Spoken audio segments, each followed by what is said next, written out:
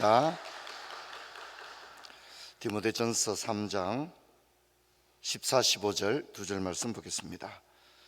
디모데전서 3장 14, 15절 두 절 말씀입니다.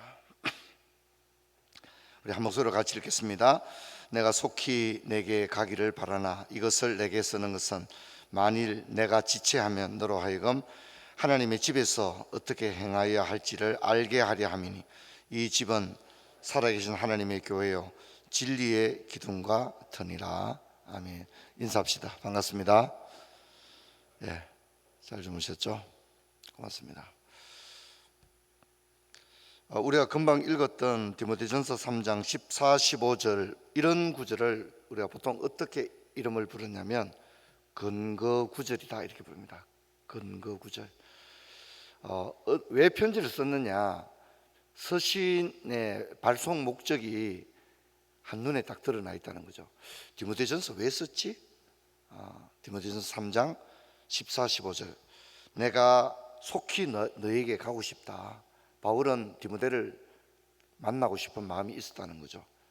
그건 뭔가를 교훈하기 위한 이유가 있었겠죠. 그러나 내가 지체하면 여러 가지 이유로 인해서 내가 너를 만나는 시간이 자꾸 이렇게 이루어지지 않게 되면 네가 지금 하나님의 집에서 교회를 뭐라고 표현하고 있죠? 하나님의 집. 네가 하나님의 집에서 어떻게 행해야 할지, 이게 목회겠죠, 그죠? 목회를 할 때 어떻게 행해야 될지를 내가 좀 너한테 자세하게 써서 보내고 싶다 이렇게 이야기를 하는 겁니다. 그래서 우리가 디모데전서, 후서, 디도서를 목회 서신이다 이렇게 부르는 겁니다. 그래서 디모데전서, 후서, 디도서, 빌레몬서까지를 또 다른 말로 말하면 개인 서신이라고 부릅니다. 개인 서신. 보통 고린도전서, 고린도 교회 보낸 편지잖아요. 그런데 이름이 나오지 않습니까? 그죠? 디모데, 디도, 빌레몬 그 사람에게 보내는 거라는 거죠. 그래서 개인 서신이다 이렇게 부르기도 합니다. 디모데전서에는 여러 가지 내용이 나오는데 한번 볼까요? 크게 한번 붙어볼까요?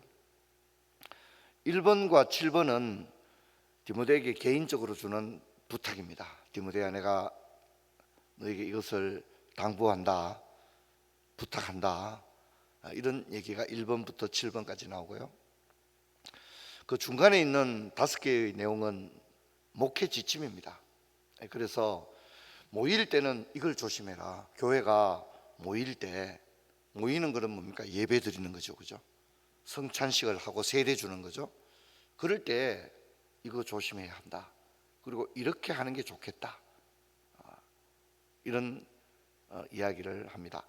그 다음에 교회에 직분자를 뽑을 때는 이렇게 하는 게 좋겠다. 이런 자격을 갖춘 사람을 아무나 막 뽑으면 안 된다. 그런 얘기를 하고 있습니다. 그 다음에 이제 교회는 항상 이런 게 좀 위험하더라. 교회가 쉽게 직면하는 위험에 관한 그런 부분들, 너는 목회할 때 늘 그것을 염두에 두고 있어야 한다. 그런 얘기를 합니다. 그 다음에 이제 목회자와 성도의 관계에 대해서 말합니다. 교회 안에 늙은 사람들을 노인들을 대할 때는 이렇게 해라. 그 다음에 젊은 성도님들을 대할 때는 네가 이렇게 하는 게 좋겠다. 목회자의 처신에 관하여 교회 안의 인간관계 속에서, 교우관계 속에서 형제와 자매들에 대하여 목회자는 이런 릴레이션십을 가져야 한다, 이런 얘기를 합니다. 그 다음에 이제 마지막으로는 교회는 성결이 유지되어야 되잖아요. 그렇죠? 교회 안에 세속화의 물결이 들어오면 안 된단 말입니다. 그래서 교회는 어떻게 성결을 유지할 것인가, 교회가 어떻게 하면 거룩과 경건을 유지할 것인가, 그런 데 대한 이야기를 하고 마지막은 개인에게 주는 부탁을 합니다. 자, 이것을 한번 세부적으로 한번 볼까요? 먼저는 디모데에게 주는 부탁입니다. 디모데에게는 이렇게 얘기합니다. 다른 교훈을 가르치지 마라. 내가 자꾸 이상한 거 뭐 특별한 거 그런 걸 가르치려고 하지 마라. 그렇게 얘기하고, 또 신하와 족보에 머물지 마라, 이런 얘기합니다. 무슨 얘기죠? 한마디로 말하면 뭡니까? 본질을 쫓아가라, 이런 얘기합니다. 본질이 뭡니까? 십자가와 부활, 복음을 전하라. 그래서 다른 교훈을 가르치지 말고 신하와 족보 이런 데 머물지 마라, 이렇게 교훈을 합니다.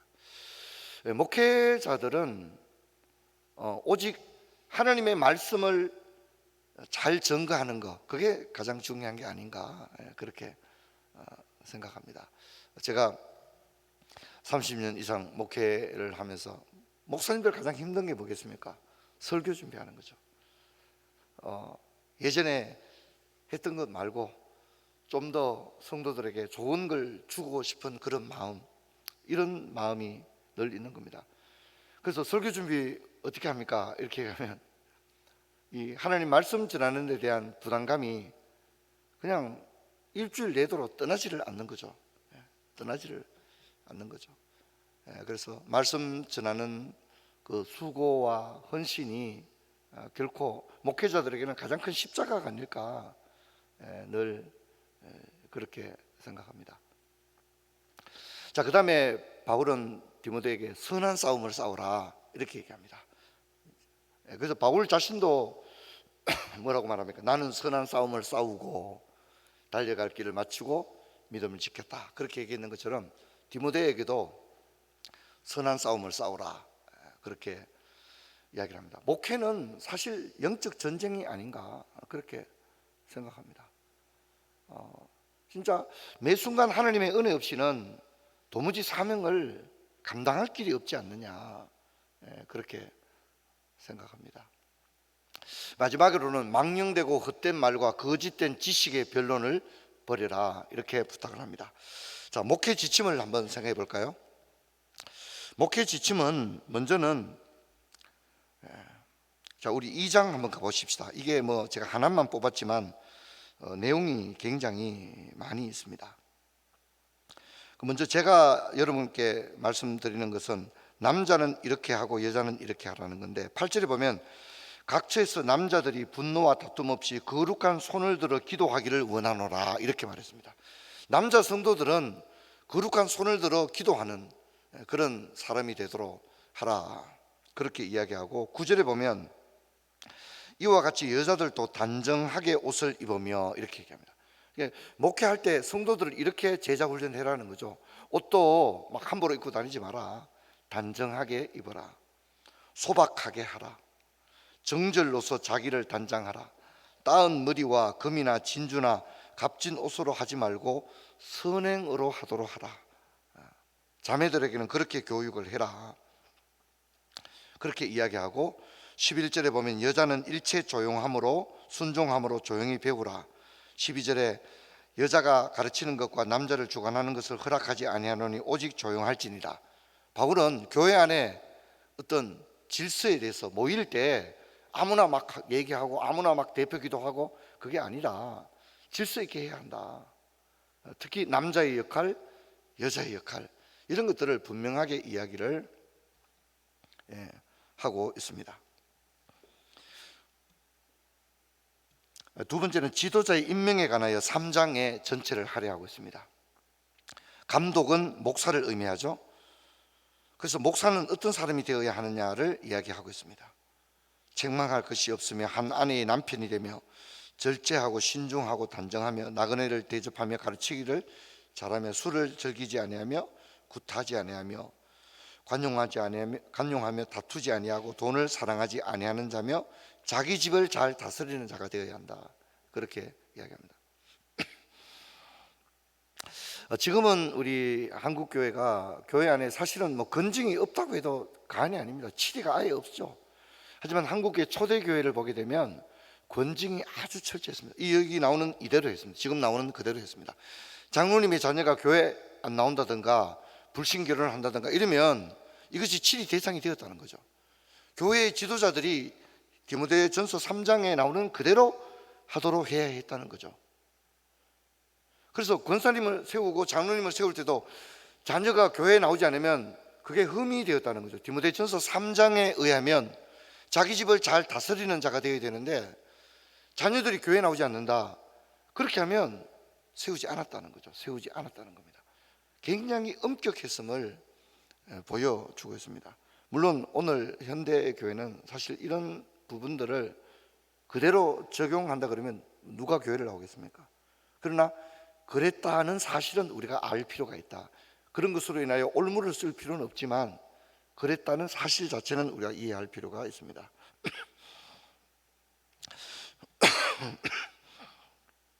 그 외에도 집사에 대해서도 이야기하고 있죠.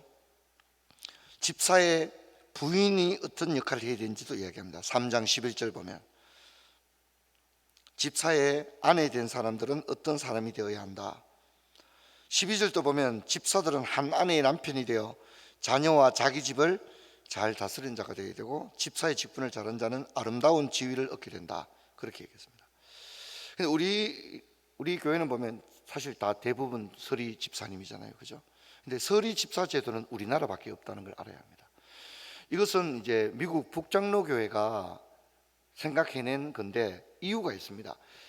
북장로 교회가 1885년에 언더우드가 들어와서 부산, 대구, 안동, 개성, 서울, 평양에 복음을 전했습니다. 근데 북장로 교회는 아주 엄격했습니다. 그래서 교회 안에서 장로나 집사를 세울 때 권사는 1950년도부터 권사가 있습니다. 1800년도에는 권사가 1800년대 1900년도 초에는 권사 제도가 없었습니다. 그래서 장로와 집사를 세울 때 공동회에서 세우는데 조건이 뭐냐면 만장일치가 되어야 세워졌다는 겁니다. 근데 여러분 사실 만장일치는 거의 어렵잖아요, 그죠? 그러니까 교회 성도는 많은데 목사님도 아직 목사는 1907년도에 가서 이제 처음 7명이 세워지거든요. 그러면 그동안에 그러면 교회를 누가 재정은 누가 보며 대표기도는 누가 하며 신방은 누가 가며 이게 도저히 해결이 안 되는 거예요.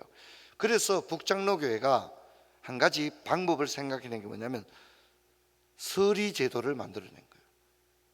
그래서 우리나라의 서리 제도, 그래서 목사의 서리는 조사, 오늘날의 전도사님 이런 뜻입니다. 조사.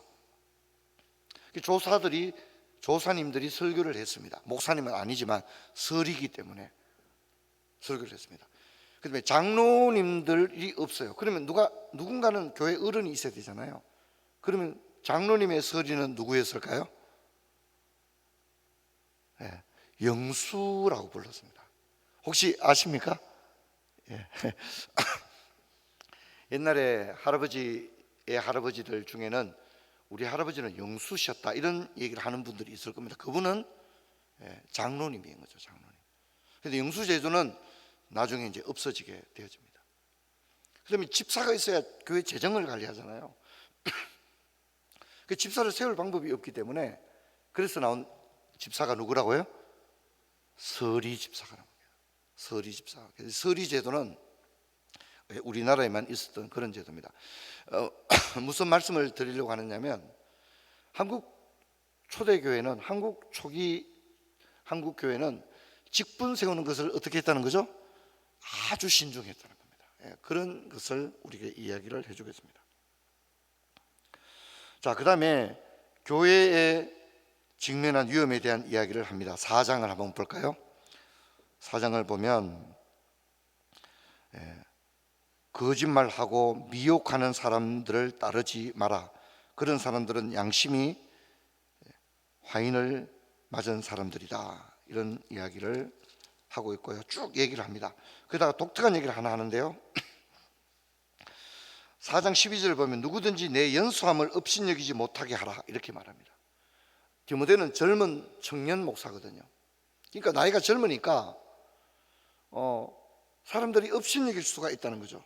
업신여길 수가 있다. 그렇기 때문에 네가 목회자로서 나이가 어리는 것 때문에 업신여김 당하지 않도록 모든 말과 행동과 처신에서 신중해야만 한다. 그런 얘기를 합니다. 우리 교회 두 분 목사님도 젊은 목사님이잖아요. 그래서 여러분들께서 좀 이렇게 좀 부족함이 있고 이러더라도 목사님들을 기꺼이 존중해서 대해 주시기를 바랍니다. 교역자들을 대할 때 교역자들도 존중이 여김을 받는 걸 다 느낍니다. 그러면 어떻게 됩니까? 더 신중하게 되는 거죠.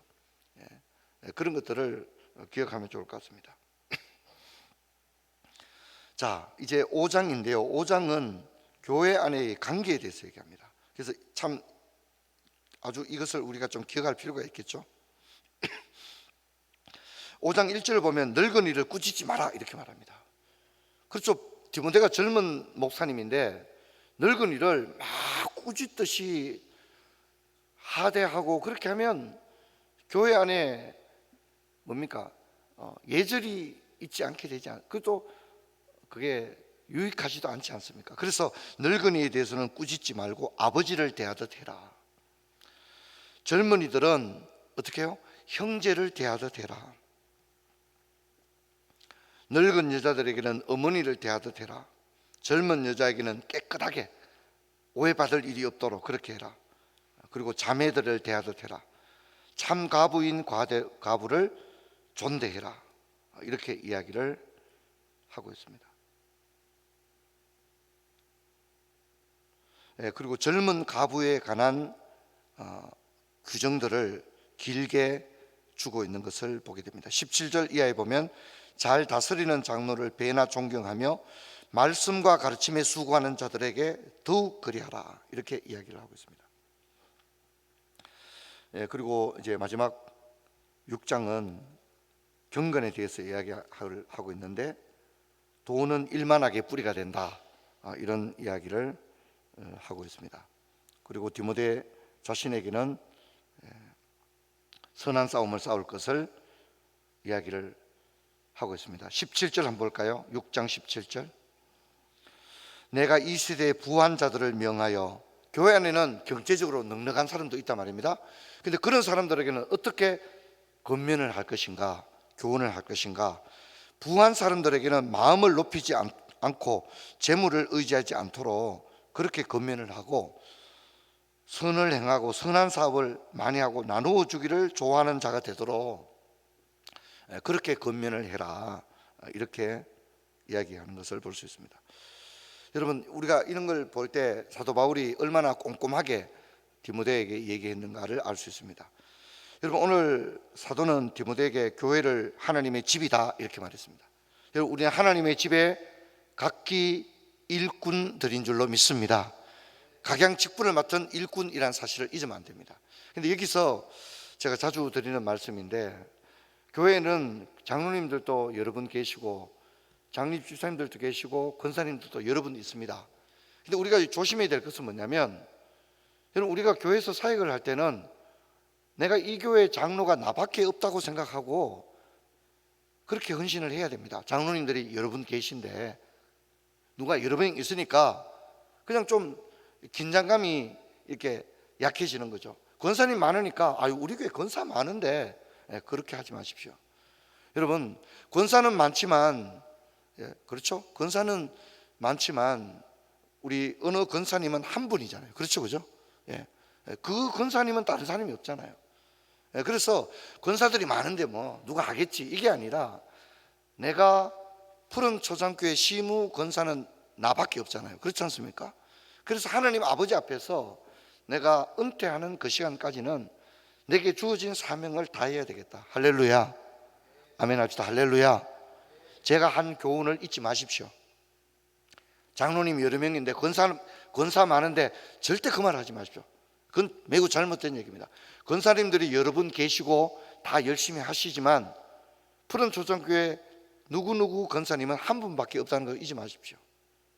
그래서 내가 교회 일을 다 해야 되는 건 아니지만 내가 늘 하나님 앞에서 푸른 초장교회 시무 권사라는 사실, 그것을 늘 잊지 마시고 내가 은퇴하는 그 시간까지는 내 본분을 다해야 되겠다, 그 마음을 늘 가지시게 되기를 주의 이름으로 축원합니다.